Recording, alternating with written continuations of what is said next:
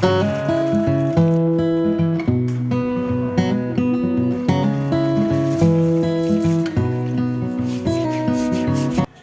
Morning friends, कैसे आप सभी। आई होप आप सभी अच्छे होंगे। तो आ गई हूँ मैं एक नए व्लॉग के साथ। उम्मीद करूंगी कि आप सभी अच्छे ही होंगे। तो व्लॉग को पूरा देखिएगा, पसंद आए लाइक सब्सक्राइब जरूर करिएगा, क्योंकि आप लोगों की मदद से ही मैं आगे बढ़ पाऊंगी और मुझे बहुत ही मोटिवेशन मिलेगा। तो इसीलिए वीडियो को पूरा देखिएगा, लाइक और सब्सक्राइब जरूर कीजिएगा।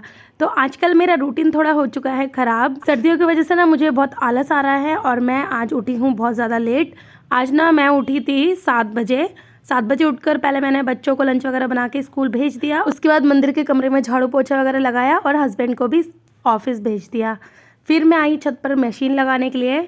तो अभी सर्दियों का मौसम है, इसलिए मैंने मशीन को ना छत पर ही लगाया है, ताकि धूप भी सेक लूँ और कपड़े भी धो लूँ। हमारे घर में ना मेंबर थोड़ा ज़्यादा है, इसलिए कपड़े बहुत ज़्यादा हो जाते हैं। तो मैं ना एक दिन छोड़ कर ही कपड़े धोती हूँ। तो अगर मैं मशीन को नीचे रखूँगी तो मैं बिल्कुल भी धूप सेक नहीं पाऊँगी और नीचे ना बहुत ठंड भी लगती है। तो इसी वजह से मैंने छत पर ही मशीन रख दिया है। सोचा मैं साथ में कपड़े भी धो लूँगी और धूप भी सेक लूँगी। तो मैंने मशीन में जो हल्के गंदे कपड़े थे वो डाले, सर्फ डाल दिया पानी भरकर, फिर मशीन चला दिया। उसके बाद मैं आ गई नीचे। तो जो ये वाला रूम है ना, इसमें मेरे बेटा सोता है और मेरी जो सासू माँ है वो सोती है, और जो मेरे ससुर जी है, मेरे देवर, वो नीचे ही सोती है।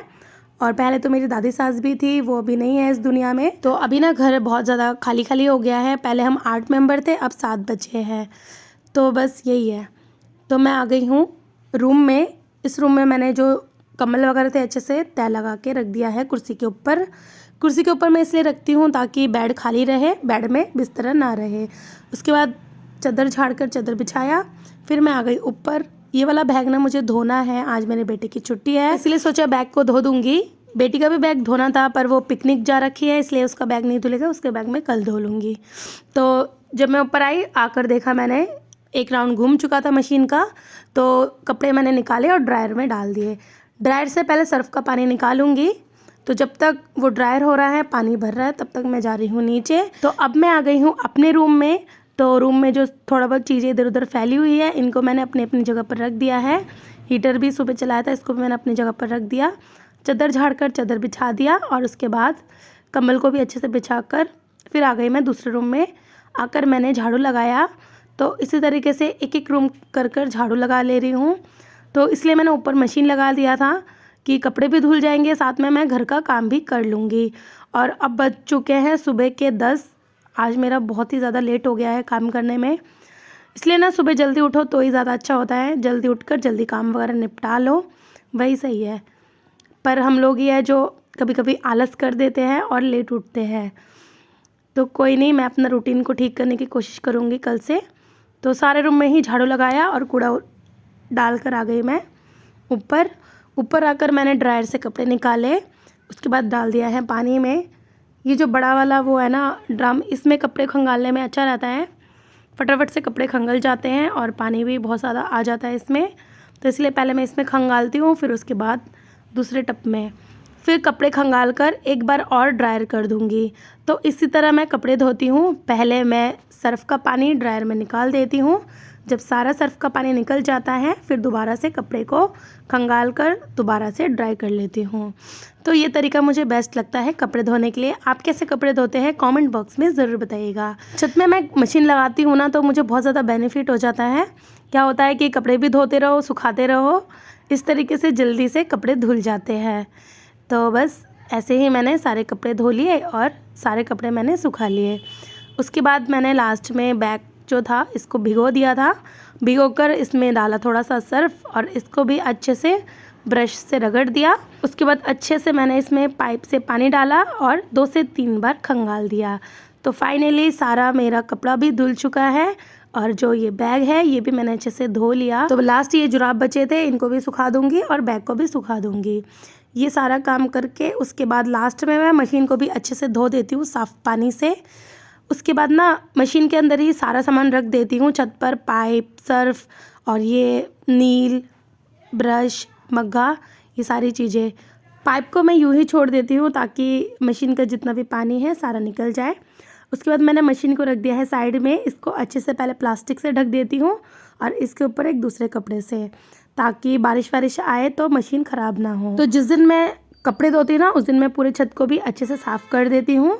तो सारा छत भी मैंने अच्छे से साफ़ कर दिया और आप देख सकते हैं सारे कपड़े भी मैंने सुखा दिए। अब मैं जाऊँगी नीचे, क्योंकि छत का सारा काम मेरा हो गया है ख़त्म। और इस तरीके से ना छत भी बहुत ज़्यादा सुंदर लगता है। तो नीचे जाकर सबसे पहले मैंने जो वॉश बेसन है उसको अच्छे से धो लिया, बड़े वाले बालकनी का, और बालकनी को भी अच्छे से धो लिया। सारे रूम में झाड़ू वगैरह तो मैंने लगा ही दिया था। बालकनी में ना बहुत ज़्यादा मिट्टी आती है, क्योंकि पूरा ओपन है ना, इसलिए मैं रोज़ बालकनी को धो देती हूँ। और फिर पोछा लगाकर जो ये ऊपर है ना जिसमें ग्रिल लगा हुआ है, ये भी बहुत ज़्यादा मिट्टी मिट्टी हो जाते हैं, इनको भी मैं अच्छे से पोंछ देती हूँ। तो अब ऐसा लग रहा है आधे से ज़्यादा मेरा काम ख़त्म हो गया, क्योंकि कपड़े वगैरह भी मैंने धो लिए, सारे रूम में झाड़ू वाड़ू भी लगा लिया, और जो बाकी सारे रूम हैं वो बचे हैं पोछा लगाने के लिए। तो ये बालकनी के साइड में ही रूम है, तो मैं पहले इसको पोछा लगा लूँगी। पोछा लगाकर मैं सोच रही हूँ एक बारी में रूम को भी बंद कर दूँ, ताकि बच्चे एक बार इस रूम में एक बार उस रूम में ना करे, एक रूम साफ़ रहे और बच्चे एक रूम ही गंदा करें। तो इसलिए वहाँ पर मैंने पोछा लगाकर गेट लगा दिया।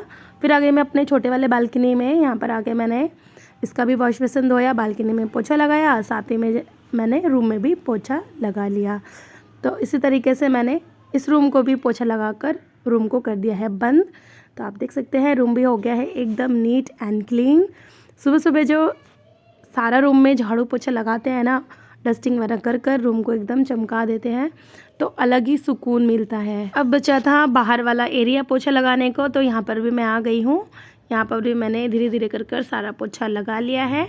उसके बाद आ गई मैं किचन में आकर मैं लग गई गैस साफ़ करने के लिए। तो आज मेरा गैस जो है ज़्यादा गंदा नहीं है, वरना ज़्यादातर मैं पहले गैस को मांज लेती हूँ सारा स्टैंड वगैरह हटा कर। तो अभी कम गंदा है, तो मैं सोच रही हूँ इसको पोंछ दूँ।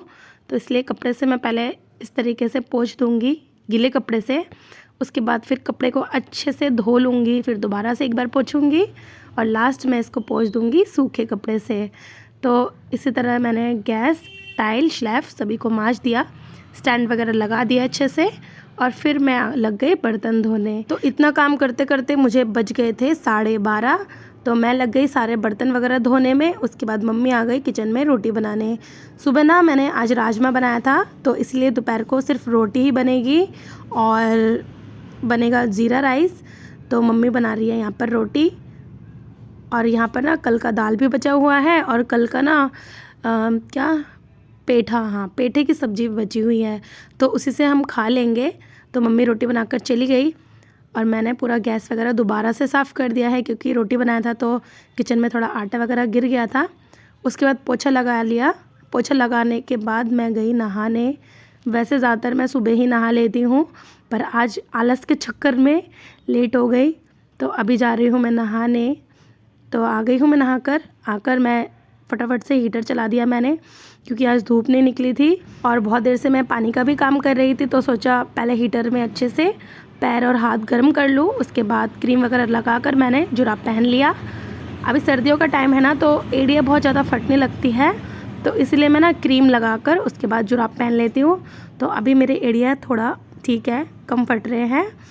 तो उसके बाद क्रीम वगैरह मैंने रख दिया और हाथ अच्छे से गर्म कर लिया। फिर आ गई मैं खाना खाने के लिए। तो ये रहा कल का बचा हुआ पेठे की सब्ज़ी और राजमा जो मैंने सुबह बनाया था, और बना लिया था ज़ीरा राइस। हर चीज़ मैं शूट नहीं कर पा रही हूँ, क्योंकि टाइम नहीं मिल पा रहा। अगर मैं जल्दी उठती ना, तो सारा चीज़ आपको दिखा देती, खाना बनाना भी दिखा देती, पर कोई नहीं, ट्राई करूँगी कि फटाफट मैं उठूँ और आपके साथ सारी चीज़ें शेयर करूँ। तो उसके बाद हमने दोपहर का खाना वगैरह भी खा लिया। खाना वगैरह खाकर सारी चीज़ें अपनी अपनी जगह पर रखी। उसके बाद बर्तन जो थोड़े बहुत हैं वो भी मैं धोऊंगी नहीं, क्योंकि मैं बहुत ज़्यादा थक गई हूँ। बर्तन मैं धो लूँगी शाम को। तो अभी करछी वगैरह जो है इनको डाल दूँगी धुलने में, कुकर लगाकर, और रख दूँगी चावल को साइड में। थोड़े से चावल बच गए हैं, तो किचन को भी मैंने समेट दिया है। अब जा रही हूँ मैं पौधों में पानी डालने के लिए। तो आज ना सुबह पौधों में भी पानी डालना भूल गई थी मैं, तो इसलिए अभी ही डाल दूँगी। ये जो मटर है इसको मैंने रख दिया है फ्रीज़ में। किचन का लाइट बंद कर देती हूँ और पौधों में डाल देती हूँ पानी डालकर फिर मैं चल गई आराम करने, क्योंकि ना मेरे पीठ में बहुत ज़्यादा दर्द हो रहा था, बहुत सारे कपड़े धोए ना, इसीलिए। अभी सर्दियों का मौसम है, वैसे भी दर्द होता ही रहता है, कभी मेरे पीठ में दर्द हो जाता है, ऐसे दिक्कत लगी रहती है, तो इसलिए मैं थोड़ा आराम कर लेती हूँ 1 घंटा। 1 घंटे के बाद मुझे जाना है स्कूल, क्योंकि मेरी बेटी गई है ना पिकनिक में, तो इसलिए उसकी छुट्टी लेट हो गई। तो स्कूल को बहुत ही अच्छे से सजा रखा था क्योंकि कल है क्रिसमस। तो ये देखिए मेरी बेटी भी आ गई हैं। अब हम दोनों जाएंगे घर। अब ये बता रही है क्या क्या हुआ था पिकनिक में, पहले मैं इनकी बात सुन लूँ, तो फिर घर जाकर फिर मैं आपसे मिलती हूँ।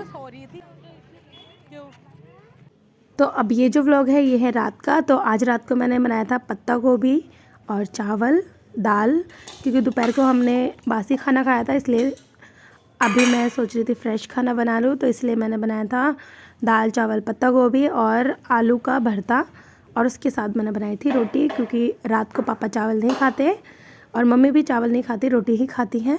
तो इसलिए उनके लिए बना रही हूँ रोटी और हम सब के लिए बनाया है चावल। तो जब तक रोटी सीख रहे हैं तब तक मैं पापा की प्लेट लगा लूँगी। तो मैंने प्लेट में डाल दिए हैं दाल पत्ता गोभी और साथ में दे दूँगी रोटी।